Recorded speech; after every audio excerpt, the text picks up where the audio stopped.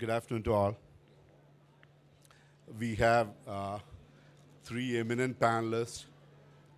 We decided not to do I decided not to moderate the event. Actually, it will be a conversation rather. We have Professor Sachidanandan, who is a well-known poet, who is an activist in terms of fighting for the freedom of speech. And we have Anand Padmanabhan, who's the CEO of HarperCollins, who has been always fighting for a stand actually in book publishing. Actually, I mean, he has made many major path-breaking things in publishing in the last few years. Before Harper, he was with Penguin as a VP marketing. And also we have Prashasti Rastogi, who is the head of German Book Office in New Delhi. German Book Office coordinates Frankfurt Book Fair and a whole lot of other stuff actually. And today's topic is who shot the word actually. I mean, I think Professor Sachidanandan will start with probably the prelude to the whole thing. I request Professor Sachidanandan to.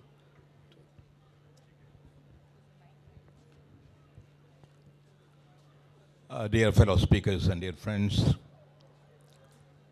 I think we are discussing this question of censorship in a peculiar national and political context.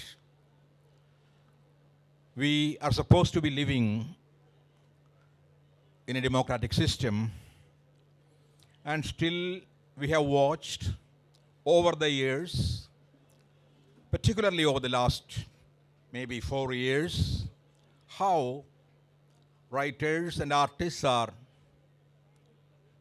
attacked, abused, and sometimes even shot dead. The title of the session is Who Shot My Word? But I'm afraid that what is happening is even more than that. Who shot me? Because we have seen how a great thinker and writer and social reformer like M.M. Kalburgi, or a frank and fearless journalist like Gauri Lankesh, or rationalist thinkers like Govind Pansare and Thabolkar, how they were shot dead. They were shot dead for their ideas, not that they did anything harmful, not that they did anything that would in any way go against the Indian Penal Code. Their only crime was they decided to think freely, and to express freely, and to use words in the way they wanted to use words. So, and when such people are killed, and when many more, as you very well know, filmmakers, theater people, people who do painting and sculpture, people from every field of art and literature seem to be facing a kind of challenge. Either censor yourself, or you will be censored by us. That's what the state seems to tell a lot of artists and free thinkers of our time. And that, I think, is the special context in which we are discussing this whole question of censorship, which I think will also include self-censorship. I do not really want to go on, but I would just briefly look at the sources of censorship, or the sources of the sources of censorship, the sources or the forces that persuade the writers and artists to censor themselves before they write something, or before they indulge in any kind of self-expression. The first one, I think, is the state. The very idea of the state carries within it the idea of control, because the state originally itself was formed not to expand but to control the freedoms of the people. It is an institution of control, of regulation, which it does through the bureaucracy, which it sometimes does through the legal system and through the courts. So in various ways, the state exercises control over the freedom of the citizens, and this becomes particularly important when it is applied to writers and artists who are supposed to think free, and whose primary duty is to speak truth to power. Whether it is a journalist or a writer, the primary duty of a writer or the primary duty of a journalist is to speak truth to power. And to speak truth to power, you need to be, first of all, absolutely fearless, and you shouldn't have to face any kind of consequences for having said the truth. So the first threat comes from the state itself. And in the state, I will also include the smaller, denomination of the governments, the different governments governing different states. Because you have seen that in Bengal, you have seen that in Kerala, you have seen that in many other places where different parties rule, that very often the state governments also, in direct or indirect ways, try to control the writers and the artists and their freedom to express themselves. And secondly, it is what I would call institutionalized religion. I will not use the word religion because to me, religion is a spiritual affair, essentially, and it has something to do with the relationship between man and God, or man and by man I mean human being and mystery that surrounds us. So I will not say religion, but when religions get institutionalized and when they develop a vested interest, they also begin to interfere with the freedom of the writers and the artists. You know how Vatican, for example, has banned a lot of books. And it is often said that if you just take the list of books banned by Vatican and burned during Hitler's time in the notorious Nazi book burnings, you will have a list of the best books published in the world. So this is the kind of control that religions, institutionalized religions, often exercise over writers and artists' freedom. And third, in fact, it is also an extension of this, is what I would call religious fundamentalism, which is growing day by day. I mean, all sections, all religions are becoming more and more revivalist and fundamentalist. And Hinduism, at least we had thought, would be free from that kind of a fundamentalism, because Hinduism is such a diverse religion. It has so many, so many subdivisions, so many rituals and customs and philosophical systems. It is an inclusive and argumentative tradition. But even Hinduism, as you very well know, has become, not Hinduism as such, but Hindutva as a political ideology has become a major source of the curtailment of the freedom of the artists. And well, I need not give a list of all the writers who have been controlled or who have been censored. So it includes foreign writers like Wendy Doniger or James Lane, the historian, and we have seen how U.R. Anandamurthy or Girish Karnad or and the four writers I spoke about, or Habib Tanveer, or M.M. Bashir, Kuripura Srimukh Kumar, M.T. Vasudevan Nair, because it is Kerala, S. Harish, who wrote a novel called Misha or The Mustache, because he was supposed to be abusive of certain communities. And then many others, like even researchers like Megha Kumar, who did intensive research on communalism and sexual violence in Ahmedabad since 1969. So you find, and then you find, so you have plenty of filmmakers, including Kamal of Kerala and Amir Khan. You name them, and almost every major, right? And just now we have Naseeruddin Shah's case coming up. How he is not allowed to speak what he wants to speak, and how people like Amartya Sen have come in support of Naseeruddin Shah. Not only Naseeruddin Shah as a person, but our very fundamental right to say what we really feel and to critique the government and the system. And when religious fundamentalism is in collusion with the state, that becomes even more poisonous, as it has happened in India in the recent days. And this has happened with Christian fundamentalism. You remember the attack on a novel like The Last Temptation of Christ, and the film based on that novel by Nikos Kazantzakis. And within Islam, sometimes it is factional fights that lead to this kind of censorship. And you know how Salman Rushdie's novel, Satanic Verses, was attacked, and how our government had to yield to the pressures, not from the Muslims, remember, not from the Muslim community, but from a small group of people who claimed that they were representing the community. Just as some of the Hindus are now claiming we are the Hindus, while the majority of the Hindus are not with them. And fourthly, dictatorships, all kinds of totalitarianism, whatever the color, they have always stood for burning books or censoring books. I will not go into the history of book burning, which goes back to the times before Christ. In BCE 411, you find the burning of the Alexandria Library. Then in the 3rd century, you have in China, during Qin dynasty, there was another book burning. And then you find Christian books being burned by the Diocletian censors. And then you have the notorious Nazi book burning in 1933 under Hitler.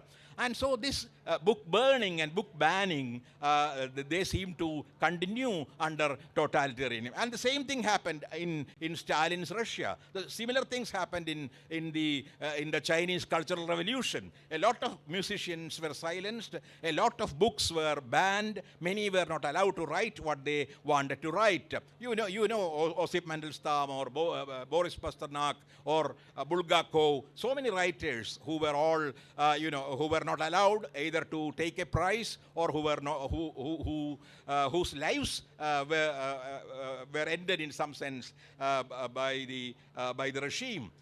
And fifthly, it is the caste and communal forces.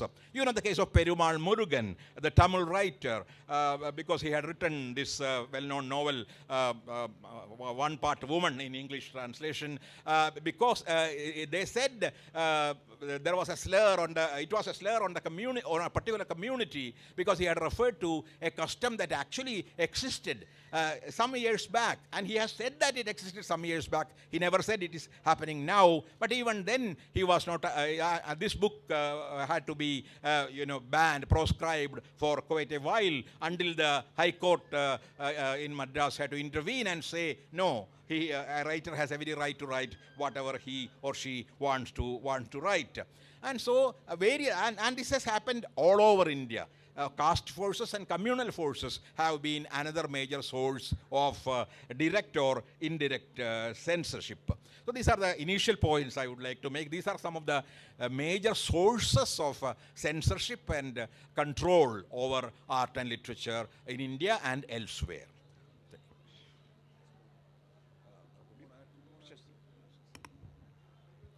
Well, it's very difficult to be the person talking after Professor Sachidanandan, because he's given a very composite view on where it starts from, the root cause. But if, Ravi, I was to look at the global order, you can see the color of the global map changing already. I mean, last year, the International Publishers Congress was held in New Delhi. And IPA constitutes a prize called Pre-Voltaire Prize, which is, for the past 2 years, been dedicated to publishers for their bravery to uphold the freedom to publish, and has been granted last year to a Swedish bookseller who went missing in China because of a certain book that he had published, and there were objections on that. And this year again, the prize is dominated to that. That clearly shows that though there is a world order towards more fundamentalism, and India ranks, I think, 162 now in terms of freedom of expression, which is already very down from its last numbers. But on the other hand, if you compare it with the West, I think the least number of left mindset writing is banned in India in comparison to the West. If you look at the numbers, the West is beating us hands down. But that doesn't mean that we are not making a case for we are not making a case for being fundamentalist in our attitudes. And I would qualify R with the general public opinion that is being swayed with the democracy that internet has brought in. I was reading somewhere there were 31 internet shutdowns due to press furor in India in 2017. That clearly shows that the constitution is being used to create a certain kind of wave, a mindset. And we know that this particular government is also popular for having planted IT nodes to wave the social media in a certain direction.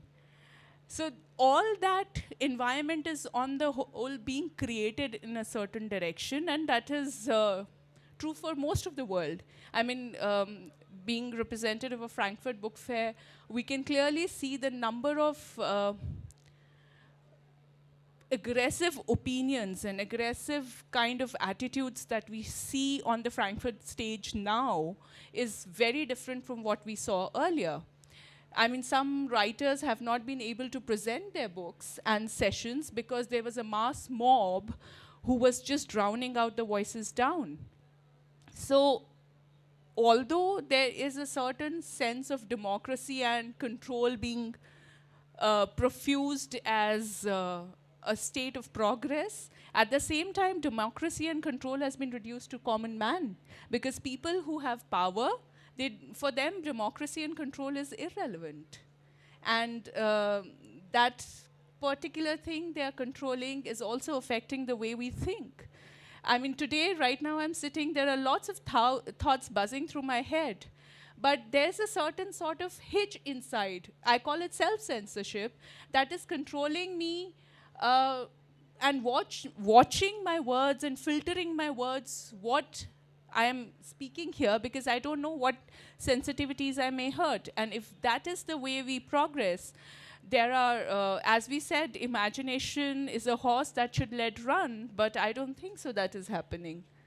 So on that note, I feel the times are not the best, but at the same time, we can do much more on stages like these and speak out much more to counter what we are. Otherwise, we'll end up being in times of George Orwell. Thank you. Thank you, Professor. I think I'm going to bring only a publisher's perspective.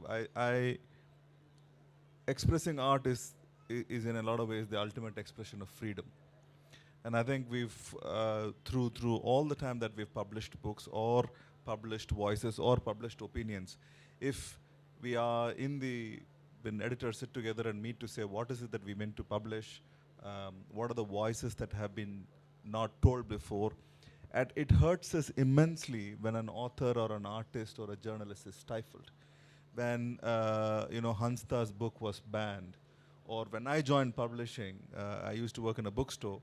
That was the time when Taslima Nasreen and Lajja was banned.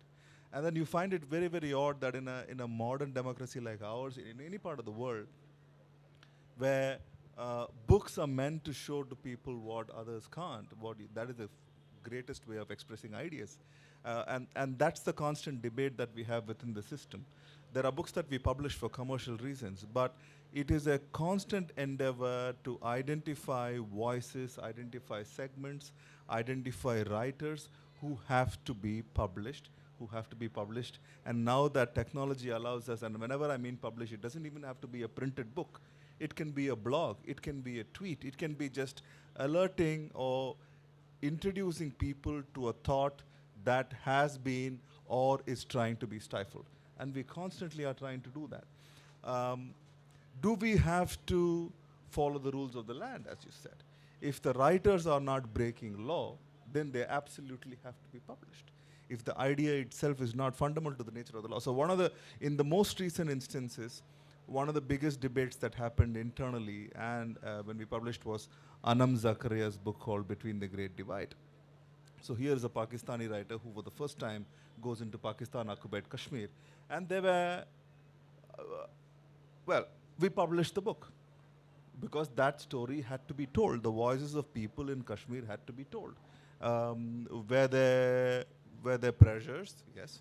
But then we had to tell that story. And I'm very glad in the most recent time, the Supreme Court has, let another publisher publish a book on Asaram Bapu. And even in business environments and others, when people don't want the right story told, the government has, at least in the recent times, favored a book being published saying this voice has to be told. And that's one thing that we constantly will look out for. I am glad that thanks to Ravi, we will be publishing Haris's Mustache in English. But from a self-censorship perspective, do our publishers think about every word that goes into the book? They do, but we are very, very clear that the ultimate freedom of what is written rests with the author, and it is our job as a publisher to take that voice out to the audience.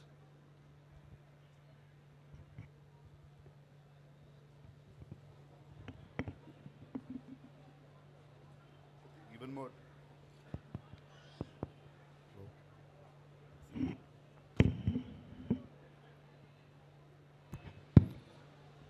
I personally see the biggest risk is the publishers are aligning to the state. I mean, in the recent past, actually, what I've seen with the publishers, especially the mainstream publishers, a lot of mainstream publishers in Delhi and around in English, a lot of them are aligning to what the state says. I mean, you see, I'm sorry, I'm not using any publisher's name, but one thing has happened is actually, if you align to the state, probably you'll make a lot of inroads into by selling a lot of copies. I mean, one such incident has happened actually. One of the political leaders or one of the government, the supreme of the government, actually, his book has sold at least about a few lakh copies because the publisher was willing to do so. I mean, which is quite sad. I mean, that's what is happening with the publishing. And publishers are meant to take stand actually on a lot of issues, but that's not happening in the very recent past.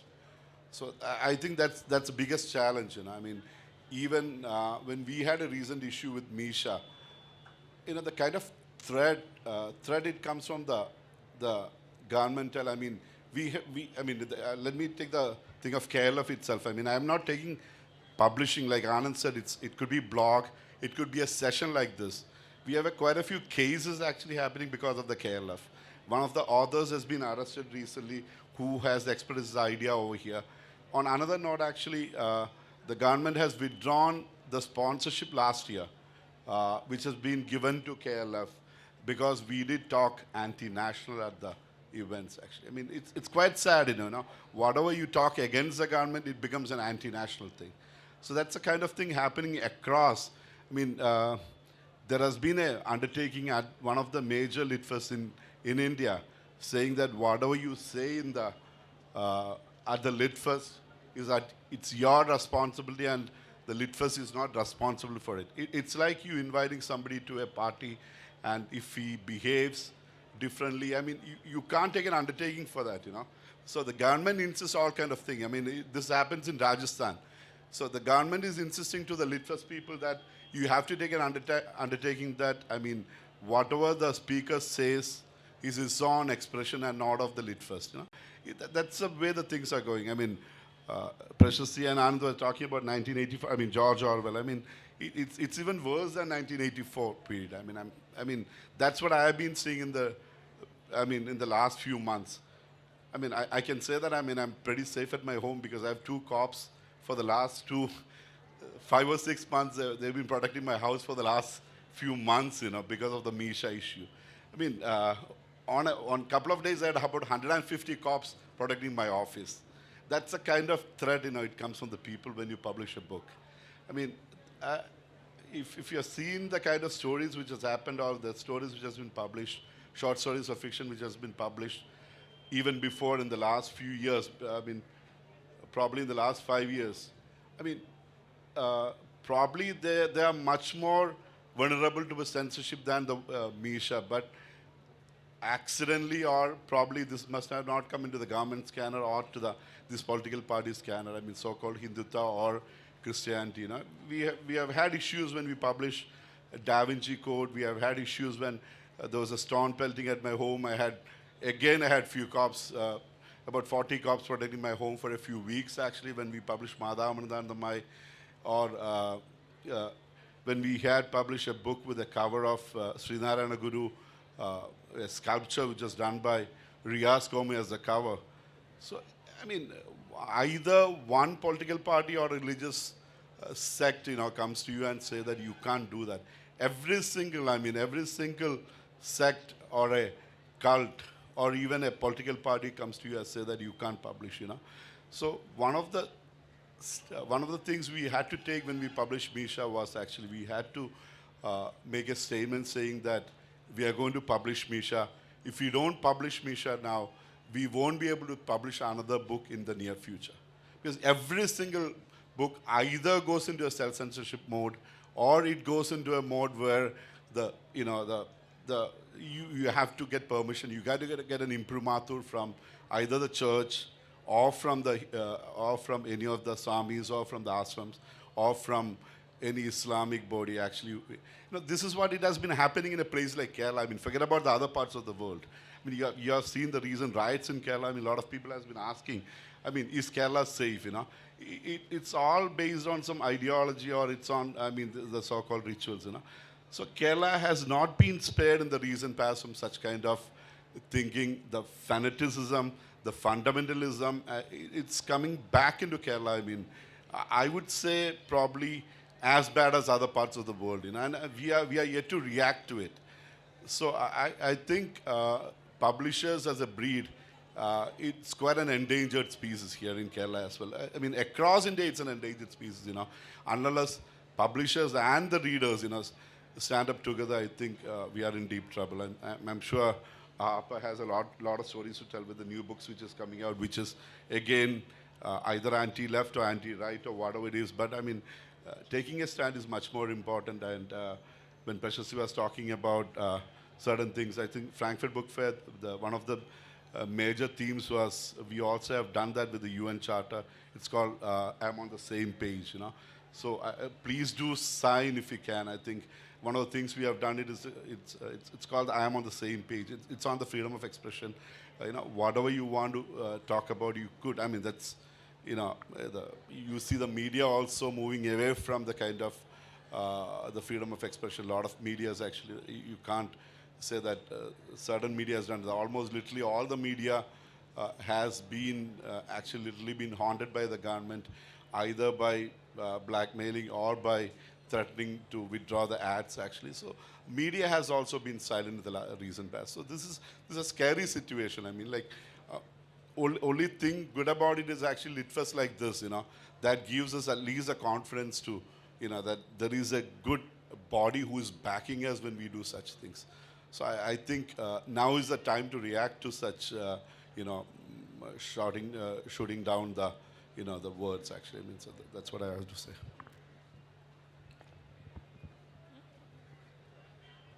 After you. Adding to that, Ravi, there's a lighter side to it. The brighter side is that once the book hits that kind of a controversy, more people want to lay their hands on it. So the theme that the book professes gets more limelight, gets more awareness, and therefore gets more audience who wants to know, and the curiosity levels peak. So for Salman Rushdie or for Perumal Murugan, you don't know if that is the worst thing that happened to them or the best, because now that they are available in multiple languages in translation worldwide. We had the German edition of One Part Woman inaugurated at the Frankfurt Book Fair last year, 2018. So I think there's also a brighter side that because of these, so to say, neo-Nazis who come across hunting down for opinions of diverse ideas, there also gets an awareness created of the cause that is being talked about. There's a larger number of audience which gets exposed to the idea, because as it is, we are fighting with I and Anant were talking over lunch, we are fighting with with the problem of declining readership in this country. We are a country of 1 billion people, but Anant quoted only 50 million sincerely read. So if that is the percentage we are hitting in terms of reading, I think some sort of controversy gives fuel to the ideas to be professed further. And the other good thing that is happening nowadays is activism that we see on social media. So, I mean, with a lot of movements, there are people who come together in support. And that needs to be formalized and a bit institutionalized in India. I mean, like in the West, in the US, Penn has taken charge and just directly filed a complaint against Donald Trump. They've moved to court. He cannot use his First Amendment right to criticize and shut down the press. And that Saudi Arabian journalist who was taken down. So it's anti that. So something more formal like this happened in terms of the returning of the award movement that happened in India. So there is also a positive side to everything. You can see more of action against the inaction that we've had in the past. Otherwise, we will go back to the Nazi times. In fact, right now, as we speak here, the New Delhi World Book Fair is going on, and we realize that there was a certain sort of a demand coming to our stand, which presents books from Germany, which all refer to the time. I mean, Hitler has always been a topic that gets asked, but there has always been a demand to a lot of stories from the Nazi time. And these books are coming to be relevant because people are able to kind of identify with the tensions, with the mindsets, with the kind of constrictions that arts and imagination went through. The creativity curbing, the voice being monitored, people couldn't get together. Congregations such as this were not even possible in those times because the Gendarmen, as they are called in India, or in English, or Gestapo, would just come together and ask for identification, and students were absolutely not allowed in those gatherings. We at least have the liberty, thanks to you and many others, who take the courage to put together such stages so that these opinions can move from one person to the other.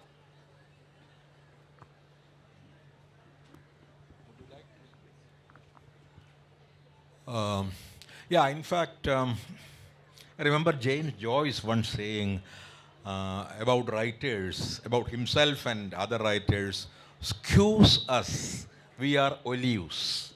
I mean, you will get the best out of us when we are under pressure.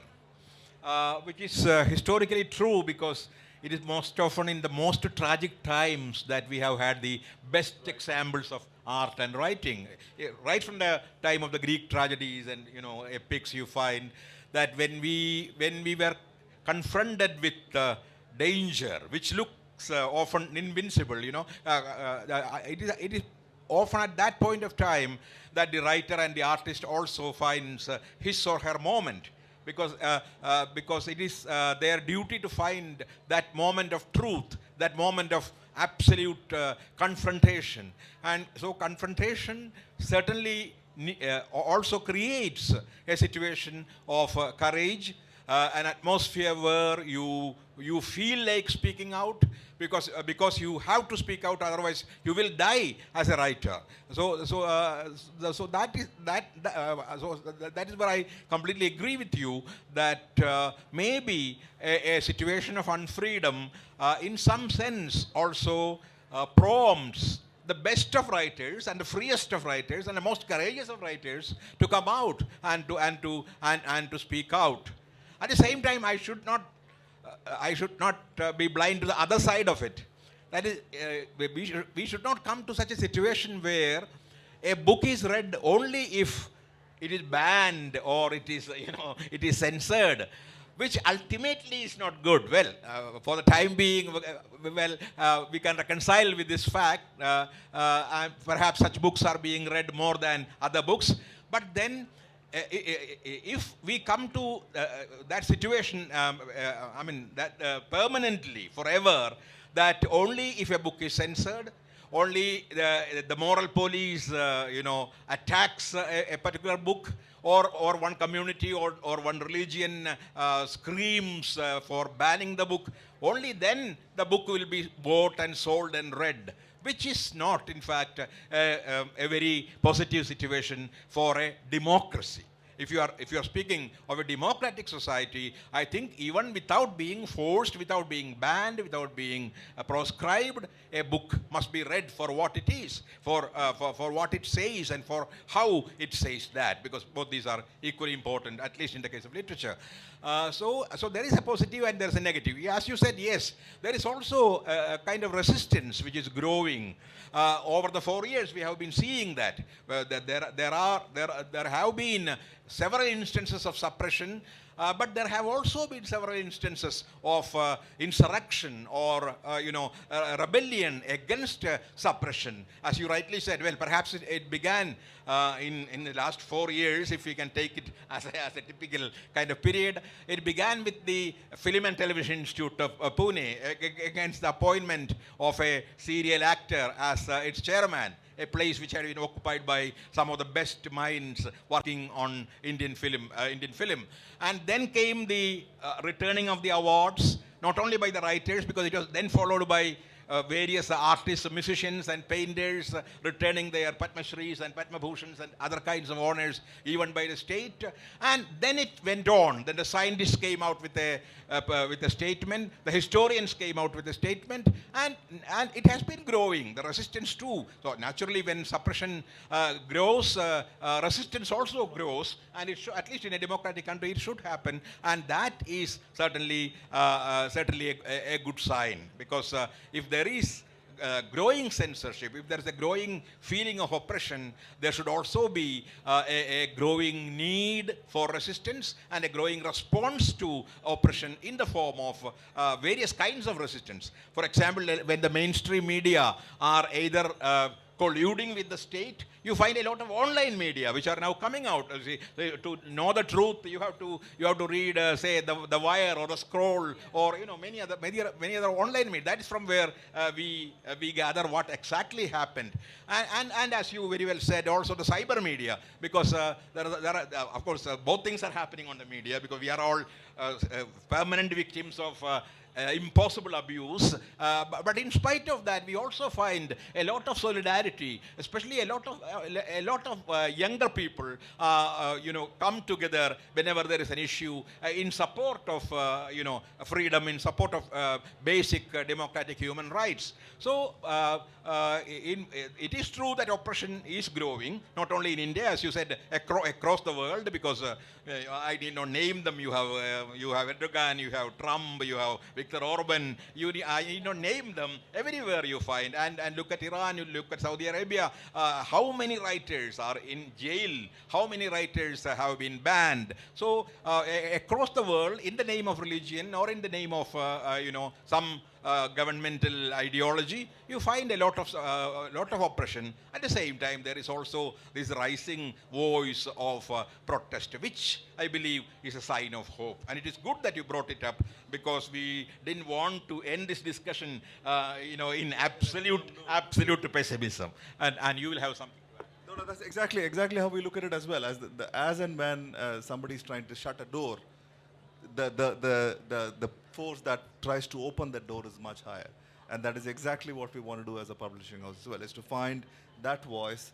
And technology allows you to now not think of book as a paper, something that can be burned. You can shut an internet and many other internet pages will be open. You can, digitally transfer ideas to each other even more strongly and more collectively. So I think, yes, the more the oppression starts, the greater. The sad part is a lot of these resistance or all of this stuff that comes through is not necessarily state or government. It's fought proxy. And proxy by people who don't read a word, who do not have any relationship to the idea, but are largely responding to mob mentality. It's a bit sad if people are trying to, hurt you or your family for having published a book, and you interview one of them, they wouldn't even know what they're protesting about, and they're being irked to protest, which is the sad part. And that is something that do writers think about, especially after the sadness of Gauri Lankesh and so on, is to say, what is going to happen to me? Do I going to run away and write something? That is sad, but publishers will have and will continue to publish. And I think that with what Shashi Tharoor is proposing is to say, why is the word ban and book in the same sentence? We don't live in a world where they even belong in the same sentence. We have to give credit to the American publishing homes, which almost one every week write a book against Donald Trump and what he's doing. And the American system allows him to do it. It is a bit sad that we don't do it in India. And like Ravi mentioned, there are homes that are publishing pro for commercial reasons, but not really talking about what's wrong with the world at the moment and why we need to do it better. But there is Wire, there is Print, there is Open Magazine, and they're raging a very effective war, if you ask me. And the younger generation, even places like Youth Ki Awaaz, they do a lot of solid work in letting people know what is important, what you should be thinking about, and more importantly, why protest should have a purpose and what you should protest against. We're happy that is happening too. In fact, I'm plugging a book. We have a book that we've just published in the run-up to election when everybody's trying to say who will win or who will not. We collaborated with the Yale University, and one of our books that we've just put out is called How to Rig an Election. It talks about the history of rigging. It talks about the other means. So every form of voice needs to be published, needs to be told, and needs to be read in as many languages as possible so that we can get to the absolute young mind to say, this is what's happening with your world. Adding to that, in the education system also, there's a lot of dumbing down of books that we have seen. It's not banning, but it's a censorship of different kind. History was always his story, but now we know whose story it is in times of today. And that also puts us in a spot where we need forums like this to talk to the youth, because our education system does not train us to challenge the status quo. We believe what is served on our platter. We are trained to be yes ma'am, yes sir kind of minds. And that also puts us in a spot, because when some opinion gets thrown at you, like Anand said, people don't read, people don't go and look for a counter opinion and then deduce what they like. They just flow with the wave. So, especially in the education system, if such fundamentalist interventions happen, I mean, coming to the fiction writing is much later in age. I mean, you're actually altering the minds at a very young stage, which is very, very sad. It puts us in a position which will damage our future generations forever. So that's why publishers obviously have a huge role to play, that they instill the confidence in writers that there is the constitutional right to freedom of speech will be upheld and will be published, and this is what will go out to the public as it is. In fact, I recently met a writer who's writing about capitalism of a certain currently very dominant business house, and he clearly says he doesn't want to go to a publisher. He will be taking the self-publishing route, because he feels that a publisher's legal vetting will also filter out important facts from his book. But he's willing to put up the brave front of not self-censoring himself. He will write it out, and he says it's completely my responsibility, so I will make sure that the book gets out to people. So there are courageous acts that are happening right there. But of course, from the perspective of a publisher, it's a huge responsibility, because you're not only responsible for the book, but you're also responsible to people who are involved in the book, which can be, as we have seen in the case of Wendy Doninger's The Hindus, it can go into fatalistic measures. It is true that because we are also a textbook publisher, it is true that we've known there have been instances even in government-owned publishing homes where history and sociology and everything is rewritten to fit purpose. And that is when our role as a private publisher becomes even more important, to ensure that what we publish is true, will stand the test of time, and respects the author's freedom of voice. I don't know whether it was Akshay or you.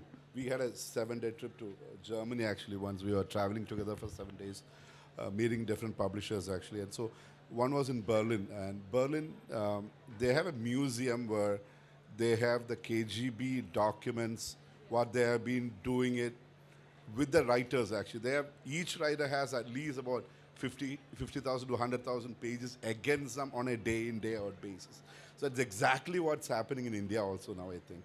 I mean, writers has been getting documented actually the same way.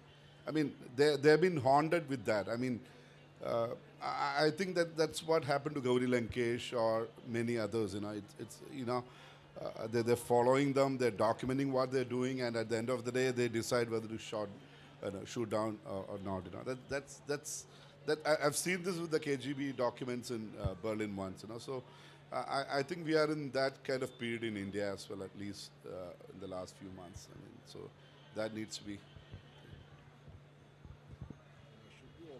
Yeah, I think. Yeah.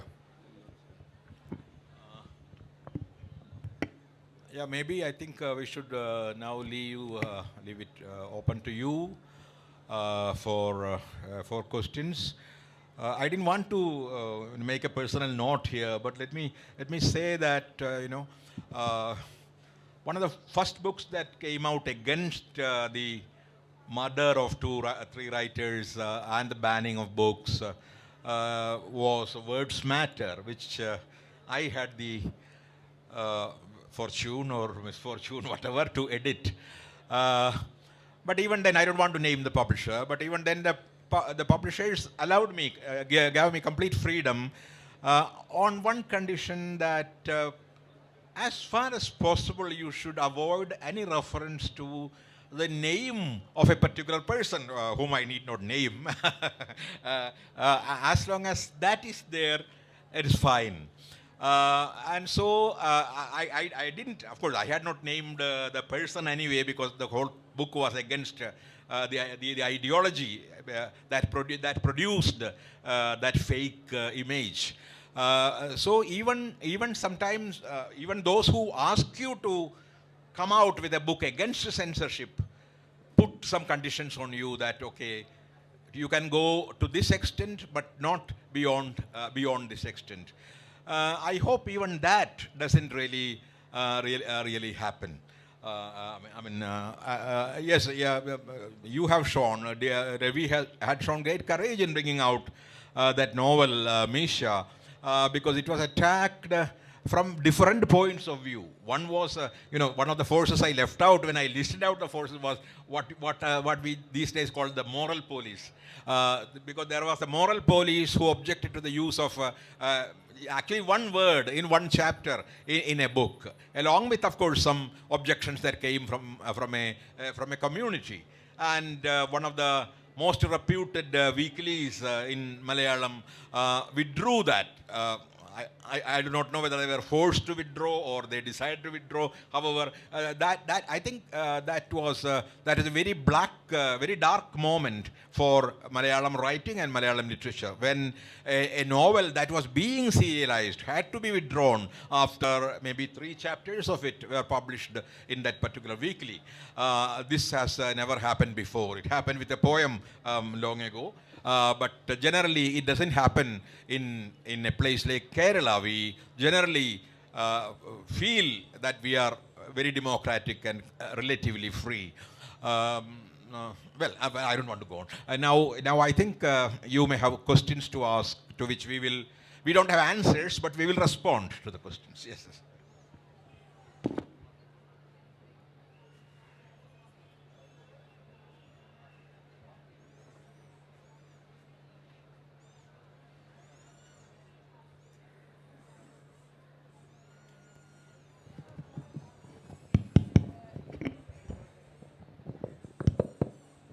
Thank you. My question has to do with what Mr. Sachidanandan has just mentioned and Mr. Ravi earlier pointed out. Misha, the book was published with an amendment to that objectionable passage. That was self-censorship, wasn't it? One thing.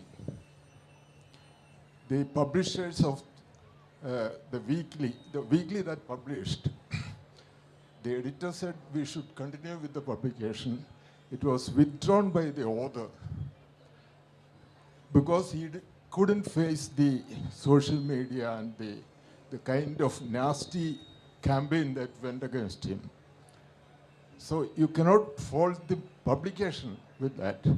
But the newspaper that owns that weekly downplayed the judgment of the Supreme Court. There was no need for that. It was actually upholding the freedom of the press and the rights of publishers and editors. These two dichotomies, the publisher, book is published, it is amended, which is self-censorship. And the publisher, kowtowing the line of the ruling class or whatever, to mellow the impact of these things. Do you have any comments on that? Can I answer? Or you want to? Yeah. We have not diluted a single sentence out of the book, actually. We decided to have, we don't impose any censorship on any of the books. When usually what happens, every single manuscript, when it goes to book, they make certain small amendments, but they didn't delete any of the word which has made the controversy. The controversial, that word still remains in the book. But the next sentence, actually, it was not with our consent or we didn't ask them to do so. I totally agree that that has a bit diluted the sentence, which could have been avoided, but it's entirely the writer's decision to add the other sentence. But we wouldn't have published if he has withdrawn that sentence. That's very clear. And having said that, any book, whatever, I mean, whether it's James Joyce or anybody, whether it's from the Paris Review or with Atlantic, or whatever the magazine, if a short story or a fiction is written or it's serialized or otherwise, when it becomes a book, at least 20 to 25% editing happens in a manuscript. So that's exactly what he has done. As a publisher, we will not subscribe to such ideas if it dilutes at any point. I hope I have made it clear.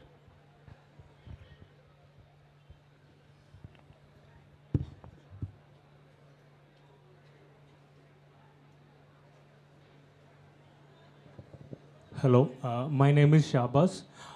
We have talked about how the Nazi things and how state is controlling, how this is affecting the book industry. What about the another danger? What about our society? What about the lack of depth in them? They are going more into like things like what Deepika Padukone is wearing. They are more into flip cards. They are more into like consumerism. So how this is affecting, why this lack of depth in them is affecting this book publishing and like writers?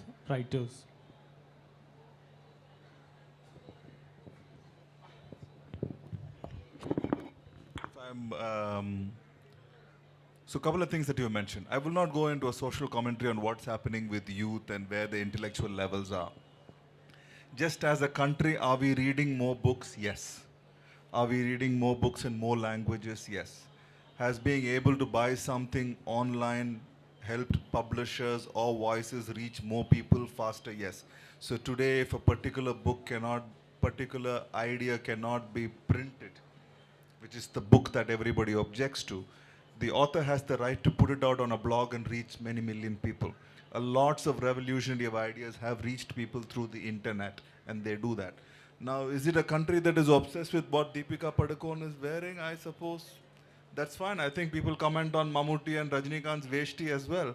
So I wouldn't go there. But as a point, it's a frivolous statement. I think we shouldn't be banning books. We should have a system that force people to read more books. That we should force our children to go into libraries more often. Parents should be told that you will only get a book allowance. The state has a responsibility to create, like in Singapore or many countries, larger and larger libraries that allow people to walk in and see the books that have been published and written. Let the reader choose whether he's okay with the idea or is objecting to the idea. Let the reader communicate his protest in a civil, sensible, written, or any other manner, as opposed to resorting to hooliganism or threatening people with their lives or trying to impact their families. A person has an idea, he or she has written it down in any way, shape possible. Sometimes it's a novel, sometimes it's a piece, sometimes it's a narrative nonfiction, sometimes it's against capitalism and sand mining and so on. That voice has to reach more people. And we have to be creating a state at every level, whether it is municipal level, whether it is the school, whether it is your company, whether it is a festival like this, and thank you for that, that those voices are heard. That should be the primary purpose. As if part of that is going to be about what a superiorly famous and talented movie star is wearing, fine. That's tabloid journalism. That's okay too. What you suggested is you're also trying to censor in a way. It doesn't matter. Let people think what they think. But are they thinking enough? Do they have enough to think about, enough to react? That's our job. And that's what we do, is to make sure that every voice, every subject, every idea gets a larger audience. May I say something?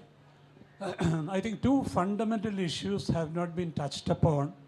To my mind, this is number one, is that the manner in which the law is being grossly misused.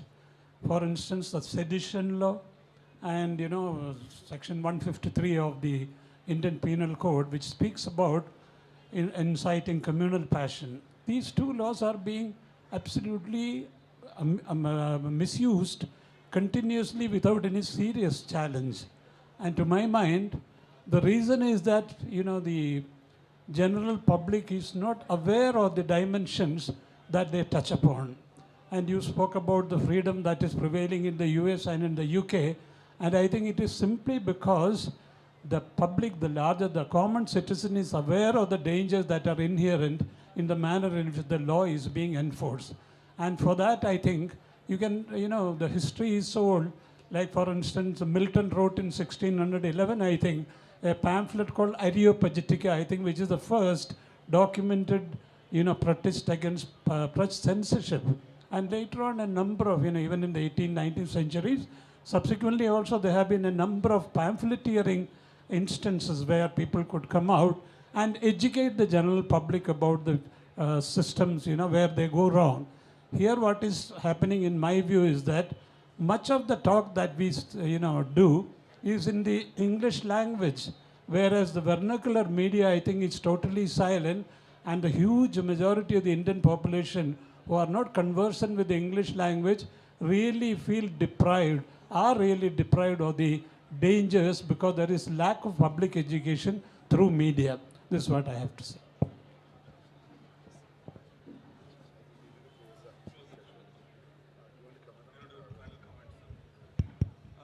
No, that's only a comment with which I think all of us agree that people should be made more aware of the Constitution and the democratic provisions that our Constitution certainly has. And yes, you are also right in saying that even against Arundhati Roy, the law that was used was a sedition law. So anybody could be called a traitor, anybody could be called a terrorist, anybody could be called a Naxalite or a Muslim terrorist, or all kinds of, we have all kinds of words which have practically lost their meaning because they are being used against people who speak about fundamental rights, people who want to protect the Constitution, and people who work in the human rights organizations. And I think that that really is the need of the hour, a kind of conscientization through the people's languages of India. We completely agree with that. Here we had only one common tongue. We could speak only in English on this platform. That doesn't mean that, all of us speak all the time in this language. I write in my mother tongue, for example, and many of us use our mother tongues too.